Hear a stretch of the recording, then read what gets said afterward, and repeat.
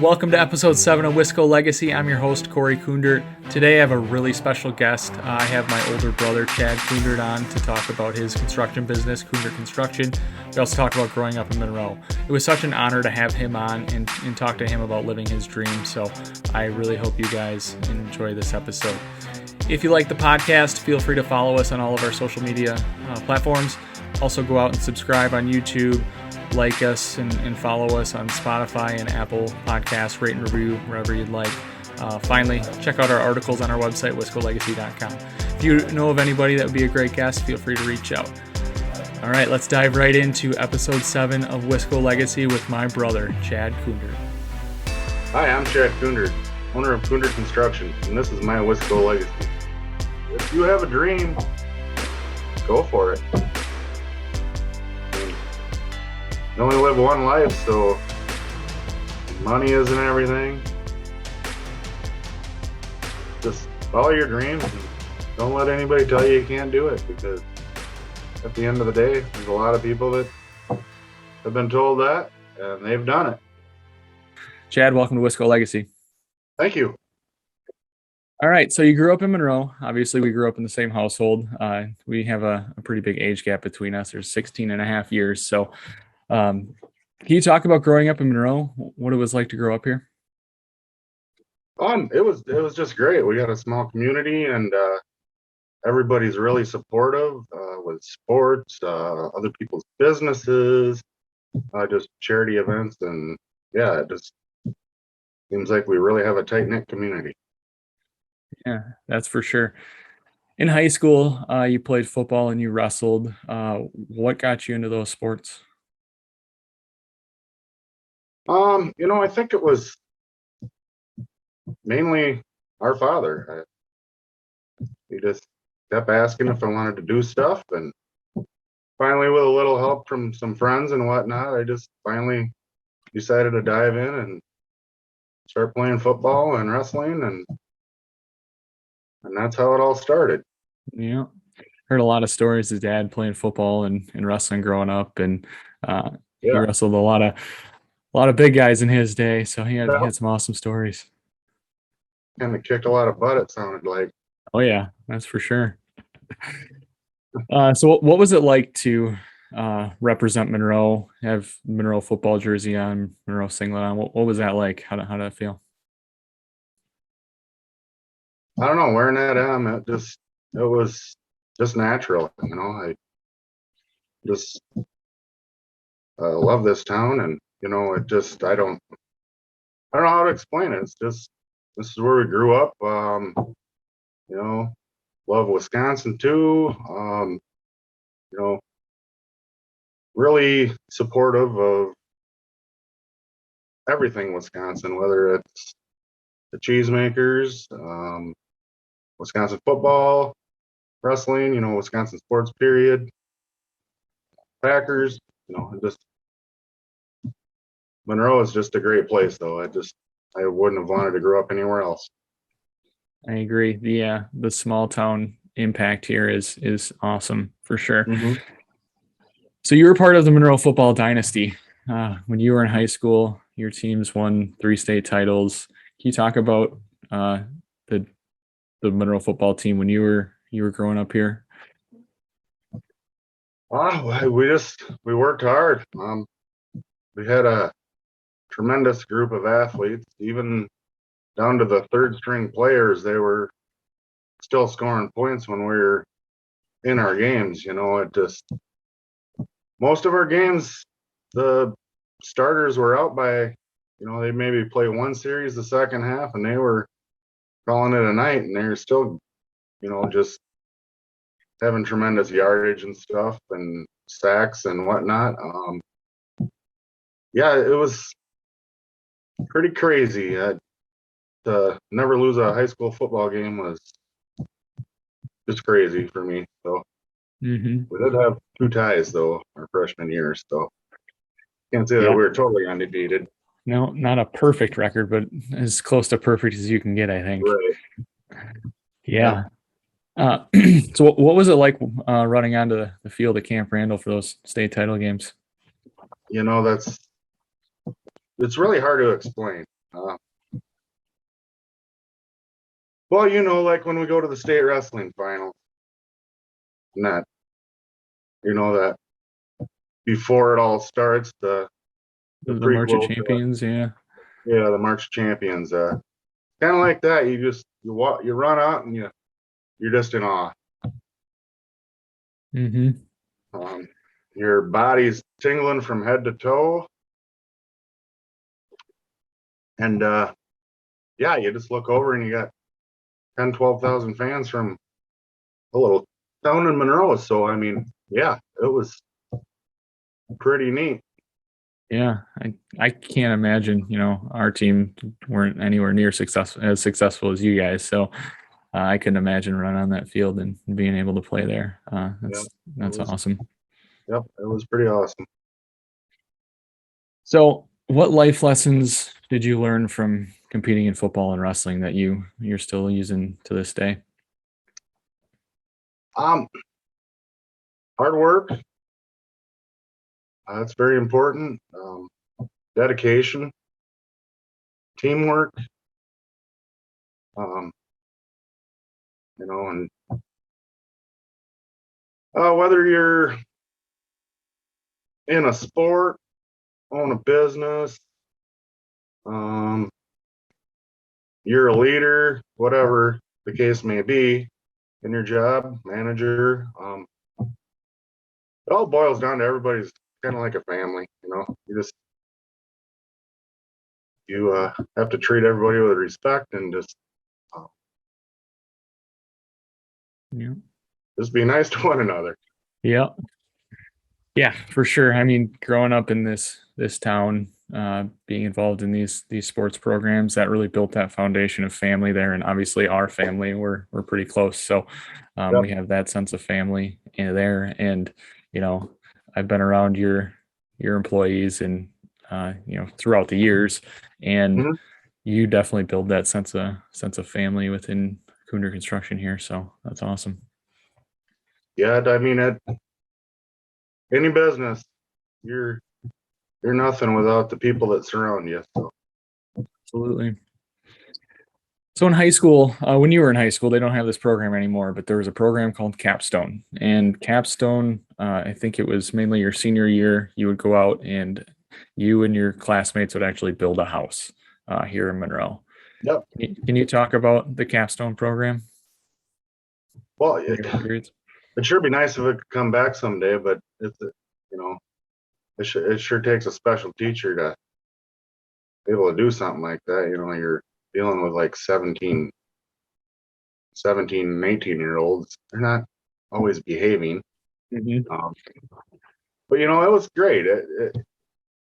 We all really learned a lot, and we learned a lot more than just the building part of the trade. I mean, we got to help the electricians, we got to help the plasterers, we got to help the plumbers, the concrete guys, everybody, and it was just really neat. And that really helped me reassure that was something I wanted to pursue. Mr. Tupper, he had a lot of patience for sure. Yeah. That's a lot of different young guys to deal with different attitudes and different mindsets. And, it's, what it was like when you're 17 and 18. Didn't have a care in the world, and sometimes you get in a little trouble here and there.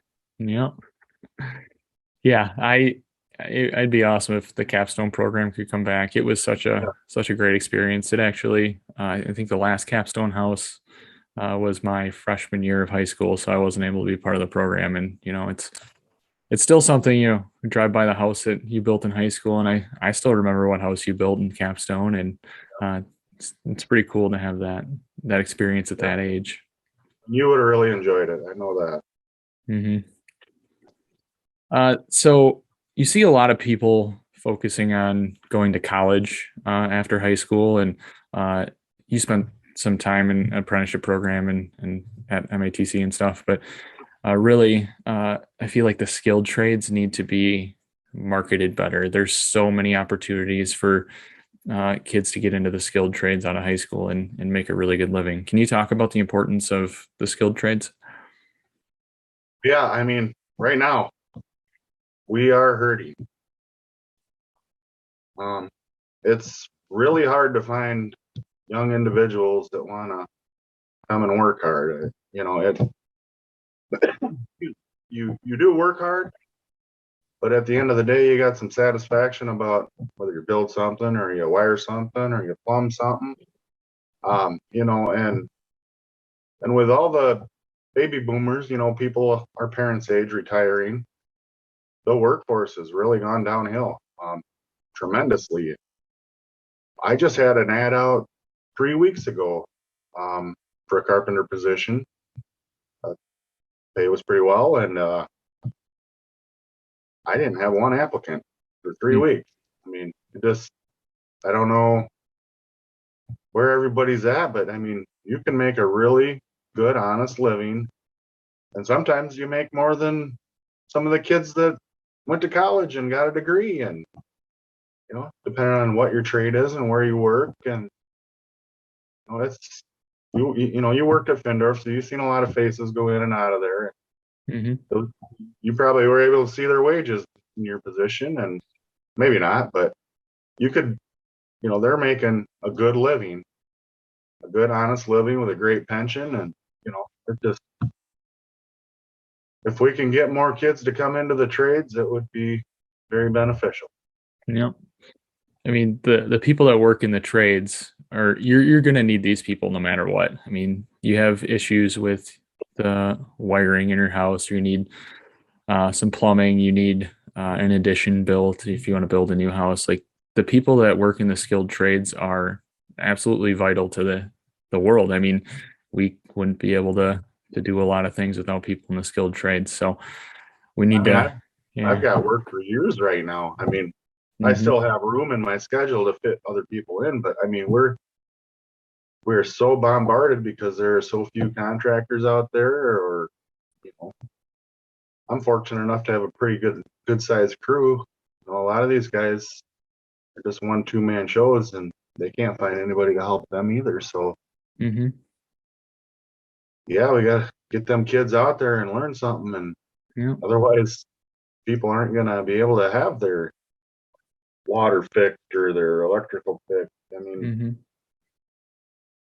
at some point, these guys that are on call, they're not even be able to keep up with the on call stuff. What do you do in an emergency if you can't get somebody there? No idea. Yeah. You touched on one thing there that I wanted to talk about. So your schedule, you book work out quite a bit, or pretty far right now, because there's a high demand for it.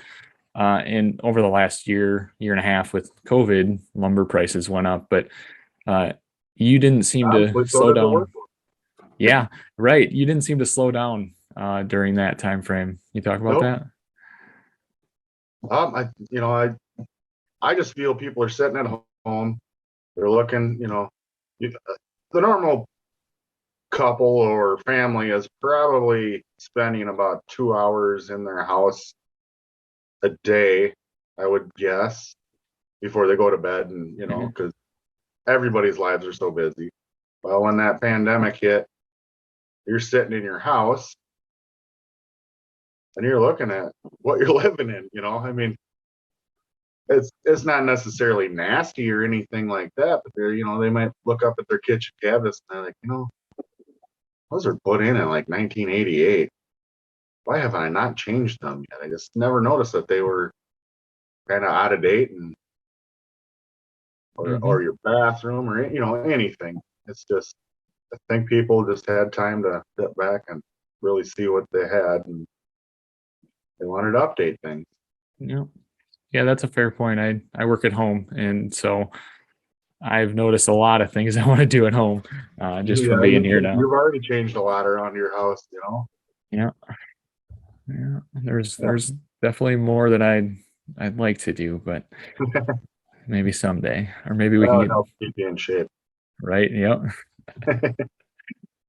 All right. So who are some of the more impactful people you had around you growing up? Whether coaches, teachers, family. Who are some of the more impactful people? Um, our parents for sure. That they just kind of always they're there for us. Hmm. Um,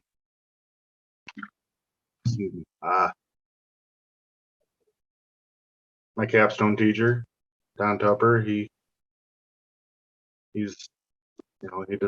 he kind of helped me. Even I had a few questions when I was starting up a business. He was more than happy to help me out with that. A lot of my coaches, I mean, pretty much all my coaches have impacted me somehow in my life. Steve Grossen, he had passed away now. Jerry Guth, Dale Osnegger, Pat Martin, Romy Cherney. I mean, just the list goes on and on. Jim Ingold. I mean, he took us from last place in the conference to third in 1 year, and basically just by whooping us into shape. I mean, Hmm. we all had the skill. It was just we had to get in shape. So, yeah, I mean, lots of teachers have impacted my life.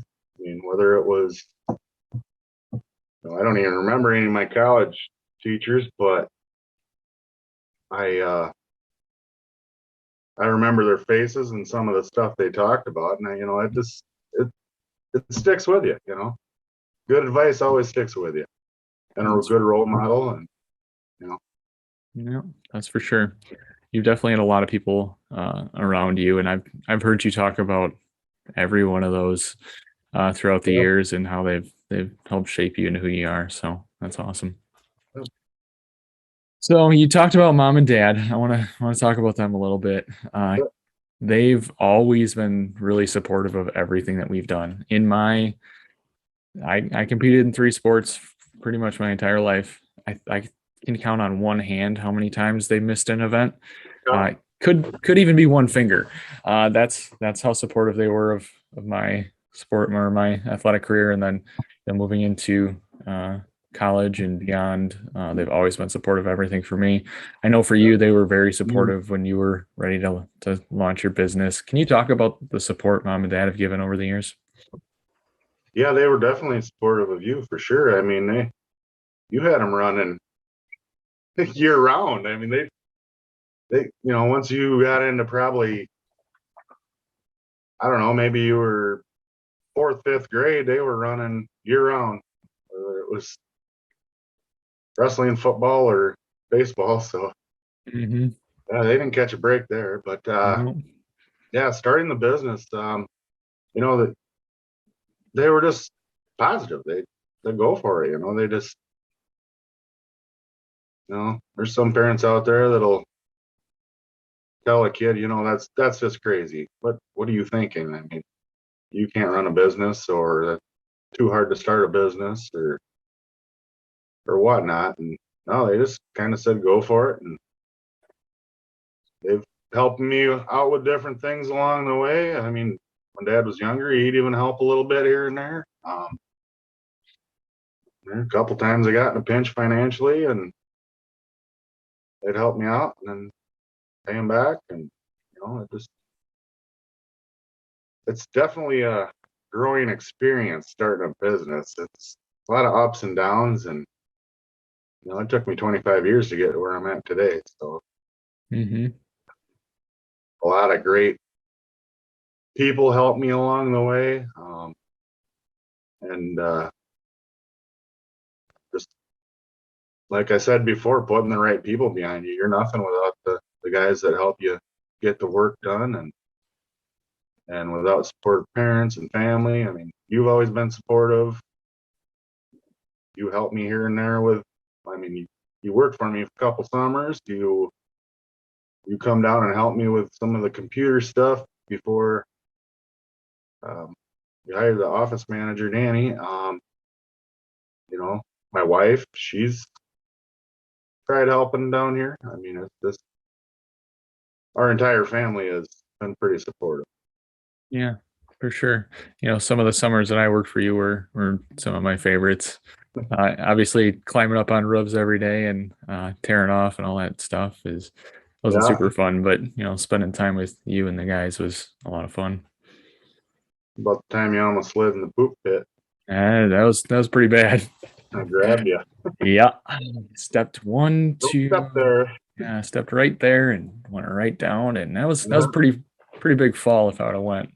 yeah, that's for sure. Yeah. So you talked a little bit about your wife being supportive and helping with the business, and you have two kids. Yep.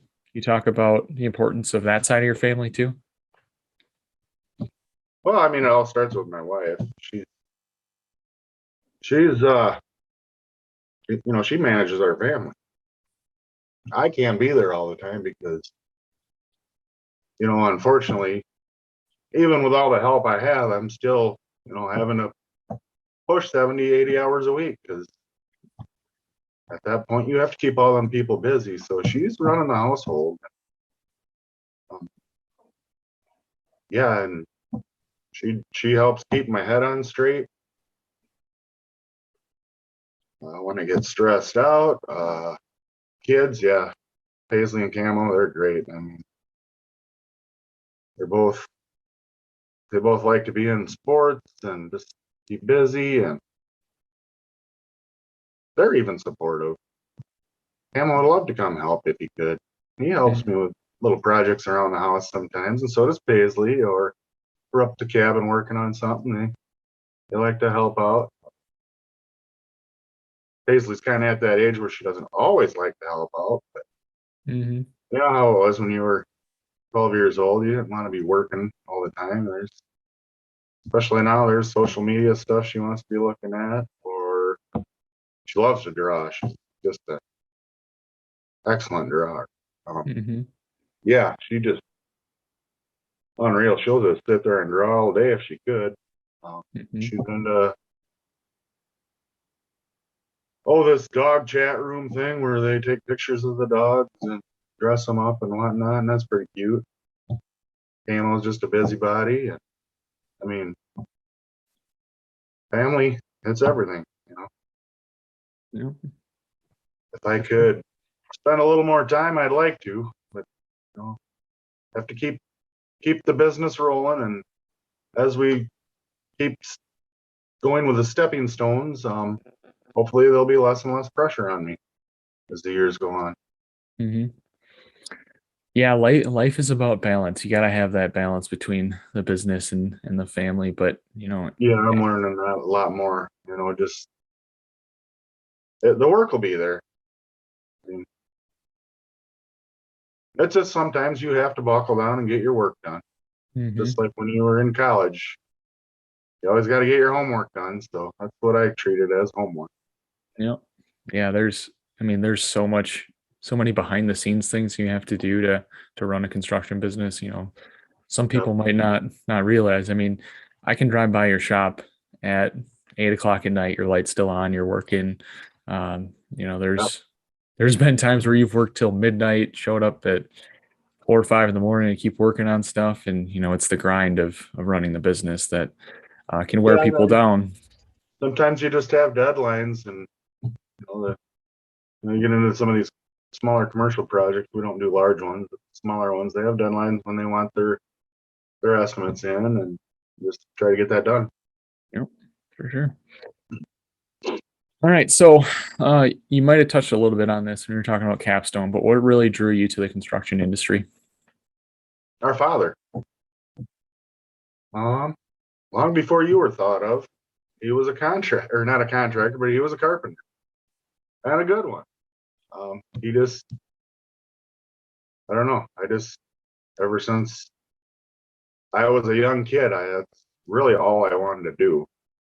There's been some things along the way that have pushed me even more to want to do that as a business. But yeah, I mean,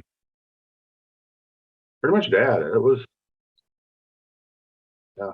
And when you were around, he was an office guy, but Yeah.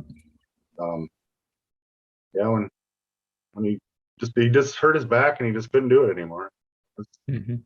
he still did what he sided our house, when we were growing up, and helped roof it, him and I, and he still likes doing the work, but he just can't do it on a constant basis, or couldn't after his injury. So. Yeah, that's awesome. So when did you start Kundert Construction? Well, first run at it was actually called K&P Carpentry. Buddy of mine, Terry Plath, him and I started a little company when we were like 21, 22 years old, thinking we knew the world. And, we were charging way too cheap. And we started off with a couple ladders and a couple roofing nailers. We just roughed, and we weren't really making any money. So that's where, him and I decided it was time to maybe get real jobs again. And he went to industrial combustion, and I went to Findorf, and that's where I started my apprenticeship. That was a good time. Findorf was fine, but it wasn't for me. After getting a little taste of working for somebody, or working for myself, I should say, I didn't like being an employee. So then in 1998, I decided to start Kundert Construction. Terry was still at industrial combustion. I think he was a manager at that time. And I started up, and I was by myself, pretty much tearing off roofs and putting them back on myself, and building decks and putting windows in, and just, little almost handyman type stuff is where I started. But I learned to, charge accordingly, not give stuff away, but not take advantage of anybody, and then, yeah, it just kind of kept going from there. Terry finally got sick of working in the corporate world, and he decided he would like to come back. So he started his own little company, and him and I have pretty much worked together ever since. Yeah, that's you guys have gone through a lot over the years. I think you probably learned a lot of lessons through starting K&P Carpentry, and yeah. So, Definitely. so what drew you back to Monroe? So you're working at Findorf up in Madison. What drew you back to Monroe to start your business here? Well, Findorf was a commercialized company, so we pretty much all I was doing was building a high-rise building, and I really wasn't carpentry work per se. I was putting up cement forms basically and tearing them down. So I really love residential, and that's kind of always been my passion. So I wanted to, just come back to our small town where people knew me, and I would have a probably better opportunity to grow as a company, instead of trying to start something up in a big city, and I'm just not a big city guy, kind of a country bumpkin. So yeah. So you touched on it a little bit, but what kind of work do you focus on? The last probably 5 years or so, we've really been building a lot of houses. And that wasn't always the case. Started off when we were younger, take what you can get. We'd roof and side and just do a lot of crap work, really. But now we're established, and you still have to do the crap work. I shouldn't call it crap work, but you have to do some of these other jobs that you necessarily don't want to do. I always say little jobs turn into big jobs. For instance, I've put a porch on a house, and they call me 5 years later, and they want to build a house. Something simple like that. But yeah, we focus on building up new homes. We do a few sheds a year. we've actually done 2 shed houses. Those were pretty unique to build. We focus on bathrooms, siding, windows, kitchens, remodeling and additions. That's pretty much where we like to stay at, Mhm. Almost Yeah. all areas. We just don't like to do shingling anymore because we're all old. Yeah. There's some other people that can climb up on those roofs and take care of Right. them, right? Yep. Nice. Um, you do a little bit of light commercial work too. Yep. Uh, not a ton right now, but you do a little bit of light commercial work as well. Yeah. I'm Um, working on a nice project for St. Victor's Church right now. I'm trying to get that estimate completed for them and kind of cross our fingers and hope that we can get it because it'd be a nice inside winter job. right. Yeah. Yeah, that's the challenge of working in Wisconsin is you have there's obviously a lot of opportunity to work on your stuff, but in Yep. the winter we have frigid temperatures. You got snow all over. You talk about battling all that in the winter. Well, I have to keep the men busy. However, I have to do it, whether it's cleaning shop or whatever. At some of them really frigid days, if all we have is outside work, because we pretty much work year round. So I don't want to lay them off a day here and a day there. So I mean, try to keep them busy. Some of the guys are pretty comfortable, so they'll say, I don't need to come in and make that money. You let so and so do it. They have 3 kids or whatever. So, or we'll just all take turns. Just making sure everybody's getting their paycheck that they need. To pay. Well, most of the time we'll buck up, get out there and do it. Yeah. It sucks because half the day you're paying them to get warmed up, but at the end of the day, they're still making money and the project's moving forward. So. hmm Well, you talk about the family atmosphere, and you definitely have that. You have people who would let somebody else work instead of them, so they can get that paycheck. But you kind of touched on something right there, where it's not always, or it's definitely not about the money. It's more about having the opportunity for your employees to go and do great things, build stuff and whatnot. I'm always looking for ways to benefit the guys that are around me. I mean, if I can pay them extra money, or if, it doesn't happen very often. Every once in a while, if I could give them a bonus, or I mean, I run on pretty tight numbers because I pay those guys pretty well. I feel, and that's why I keep the numbers so tight. Obviously, I still have to have an income. The bills have to be paid for the business and everything. So, excuse me. But yeah, I mean, it's all about keeping them happy. Every once in a while, we'll throw together a little gift basket. Just throw Mhm. some little bit of little things in there. I mean, sometimes we'll throw a pair of socks in there, some, gloves that, you wear, 4 or 5 times, throw them away, like a big pack of them. And she'll, Jen usually puts this together. Well, last time we got them nice coolers and we kind of packed coolers full of stuff. And it really boosts morale. I mean, you wouldn't think it, but it just puts a smile on their face like you care. Mhm. Yeah, Just little. those little things, they definitely add up, and you take care of your employees. Yeah, you just shoot them a comment saying, "Hey, you're doing a great job," or "Hey, man, that looks awesome." Keep up the good work. It's just try to be positive all the time. Yep, exactly.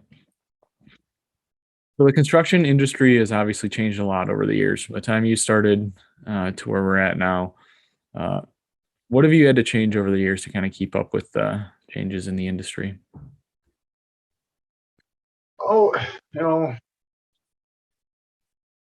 I do quite a little schooling here and there. I mean, keep up with my credits. So I always try to pick stuff that's going to pertain to where I can learn something. I don't want to take a class just to take a class.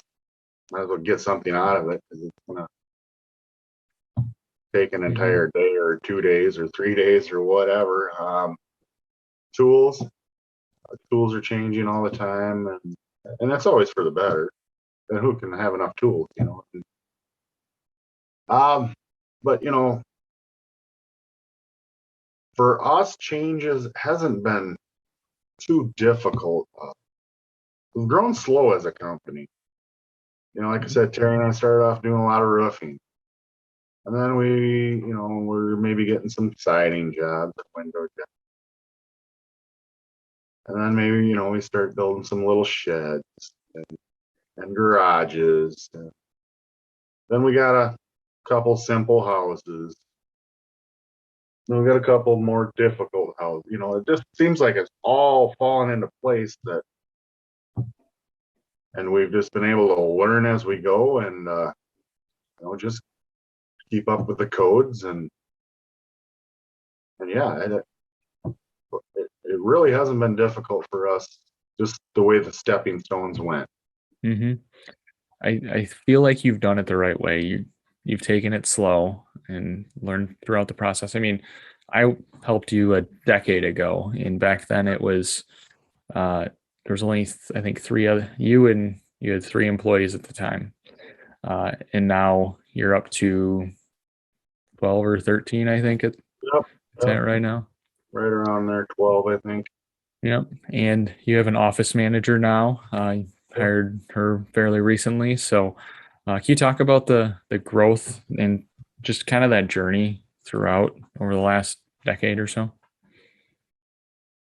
Well, I mean, back when you were helping, I always stayed around them 2, 3 guys. So that was pretty normal. I worked with you guys and that's just how it was. I didn't have to do as many estimates because I was a smaller company at the time and maybe not as well known.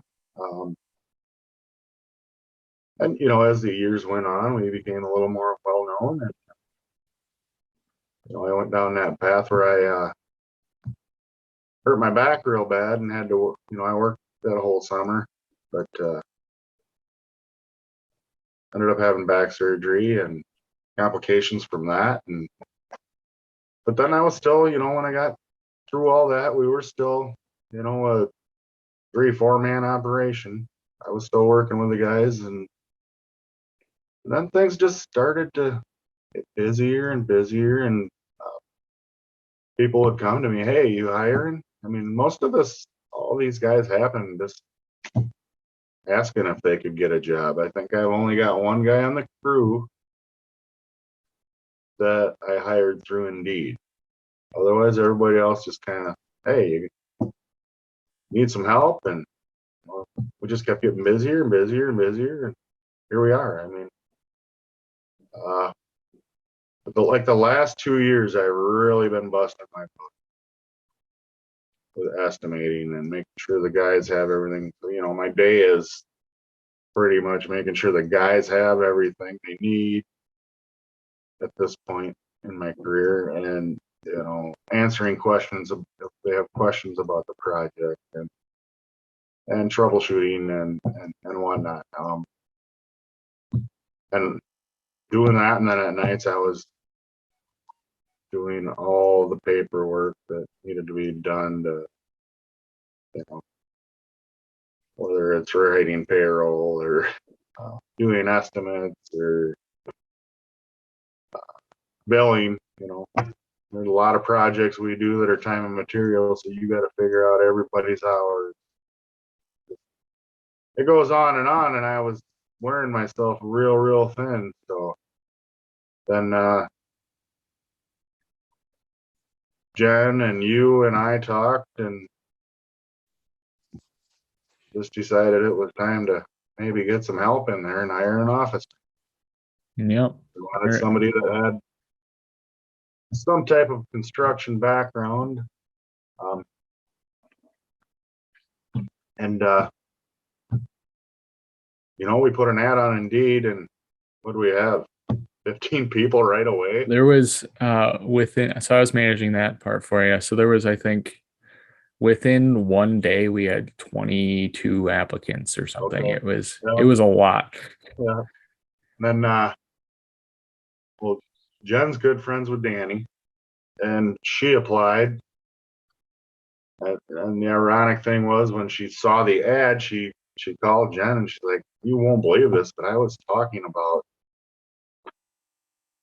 reaching out to you, Jen, and asking if Chad needs help because she wanted to get back into, working and doing a construction type job." And she said, this residential construction is kind of what she always saw herself in. And once we get all the loose ends tied up, we got a program we started called Builder Trend. That sure looks like it's going to help a lot once it's all plugged in. And I mean, it's going to help manage projects. Maybe at a certain point, I'll be able to let her go out, run a project, and get somebody in there that's just kind of more of a secretarial person, Mm-hmm. that kind of works under Danny. Yeah, it's been great. It's really took some weight off my shoulders, that's for sure. Yeah, I remember when you called me. I actually was just leaving the Y. You said it's time, and I knew exactly what you meant. And so Yeah. we, like you said, we've been talking about this for a long time, and it's definitely been really beneficial to have her in Yep. there. She's got some good experience that she's using, and I think she's definitely laying the foundation for what the office is gonna look Right. like moving forward. She took capstone too, so she's been around the building industry. I mean, probably overqualified for the job that she has, but Yeah, it's all good. It works out for us. yeah, sure. All right, so you had purchased the old Humane Society building here in Monroe. When you bought it, it was kind of run down, really an eyesore in Monroe here, and you've completely renovated it. It's a beautiful building. Can you talk about buying this building? I mean, you were doing a lot of stuff at home, doing all the estimates and whatnot, and just Right. have initially just talk about having a place to go for your business. Uh, it's nice because I don't have to take work home. I mean, I'm not saying I never do, but I don't have an office there that I feel obligated to be sitting in, if I'm home. That's how I felt before. Like, I'd get up at 5 o'clock in the morning, go straight to my office and start doing things. And I'd go meet the guys. It's nice to have a place to get away. We have a nice little shop here that we can make some cabinets or whatever. We do a little. Sometimes you got to make some custom stuff for people, and it's just nice to have it away from home. Yeah, having that disconnect is really helpful. I find working at home, I like it, Yeah. but there's times where I'll hop downstairs and work at night or whatever, and Right. it's nice to have that disconnect for sure. And it's a great place to have an actual shop where you build stuff. I know Dad goes in there and does a lot of stuff in there too, so it's nice to have that spot. Right on the highway, good exposure, and yeah. Mm-hmm. Yep, for sure. Do you have any goals for the future for Kunder Construction? I just keep growing. I mean, I really want to try to get the youth, or not youth, but younger generation involved in the trades, whether it's construction or not. We're trying to work with the high school a little bit with seeing if we can maybe start some type of program or something possibly.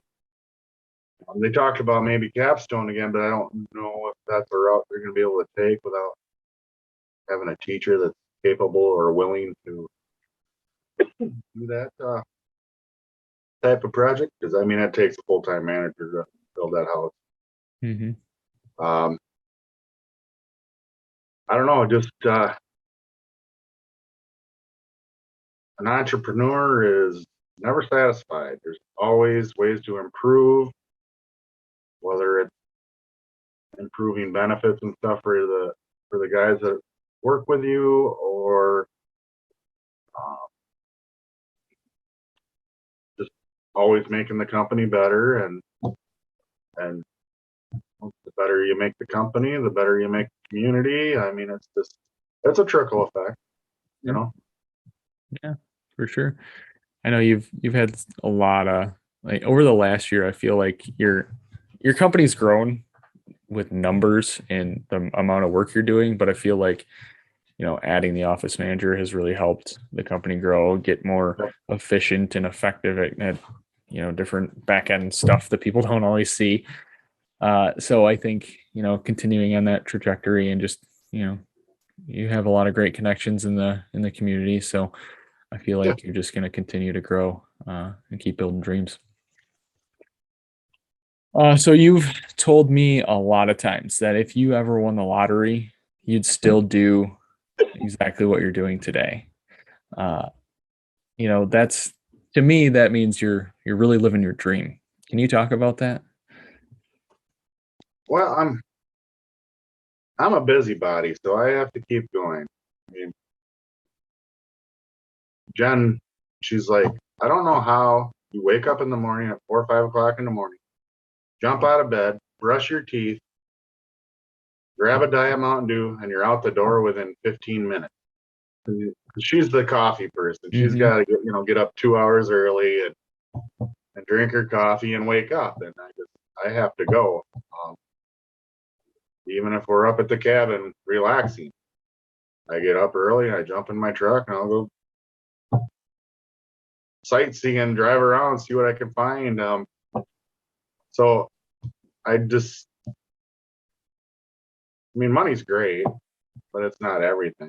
I don't really base the business even around money.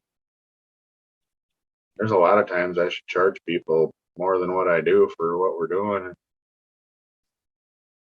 I like seeing people happy. A lot of projects, large projects that we do, build a house or something. There's something along the way I'll usually throw in, and that just makes the customer feels really appreciative and see that smile. I mean, it's whether it's a bathroom or a brand new house, that's you're fulfilling somebody's dream of wanting that bathroom or house or kitchen. That's a satisfying part. Yeah, for sure. No, that's really cool to be able to do that. And I know you said you don't do this for the money. Just being able to help people, your employees, give them a nice paycheck so they can go home and provide for their family, to create awesome houses and, fix people's houses and all that. That's super satisfying. I know when I drive around, and I still see some places that I've helped you build and whatnot. Right. And it's pretty cool to be like, yeah, I was a part of building that house. Yeah. I mean, don't get me wrong. Money's good. Obviously, money makes the business work, and money keeps my house payment paid too, and my bills. So. Yep. All right, so I got some rapid fire questions that I ask everybody. So I got 3 of them here for you, and then I got our final question that I'll wrap up with. So first rapid fire question is, what's your favorite restaurant in the Greene County area? That's a tough one. I thought you were going to say in Wisconsin. We can say Wisconsin.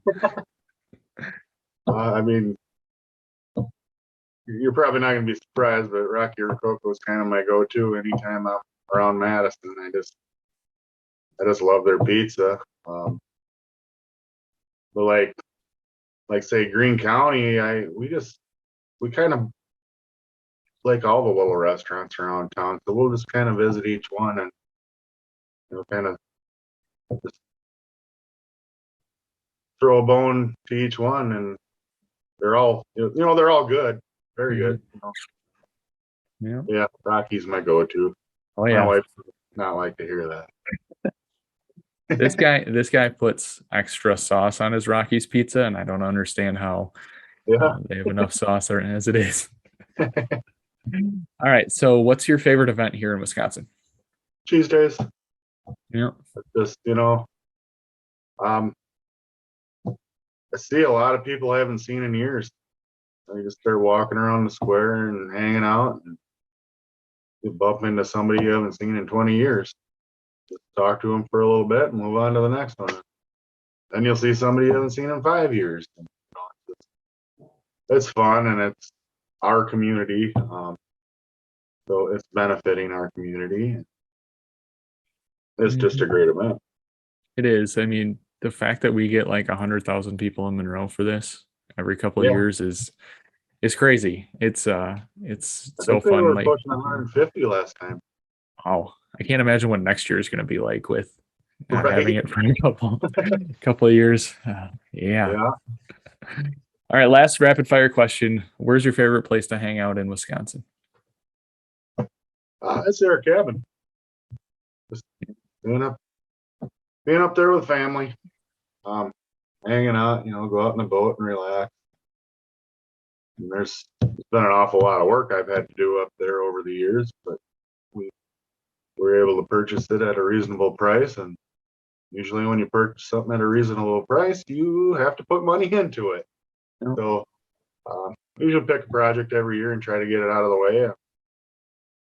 I know you've helped with several up there, so once we start, I like to finish. So you were there that one day, and we started early in the morning putting windows in, and it was getting dark when we got done. And it was. But I mean, it's just nice and relaxing up there. It's far enough away, it's only a couple hours, far enough away to make me feel like I'm away. Yeah, with the stress of running a business, you need to have that getaway just to kind of disconnect a bit. Yep. Awesome. All right, final question for you, Chad. When all is said and done, what kind of legacy do you want to leave behind? Just loving husband, loving father, hard worker, honest. I try to be very honest with all my customers, because at the end of the day, they're paying the bill. Just dedicated. When I start something, I finish it. I just want to be known as an all-around good person. Well, I know you're my big brother, but I definitely see you in that light. You've put in so much work and effort to get your business to where it's at right now. But you've also, throughout the years, you've been so supportive of everything for me. You coached me in wrestling, and you've just been a really awesome supporter for me too. So, appreciate everything. Anything else you want to add? No, biggest thing is if you have a dream, go for it. You only live one life, and money isn't everything. Just follow your dreams and don't let anybody tell you can't do it, because at the end of the day, there's a lot of people that have been told that, and they've done it.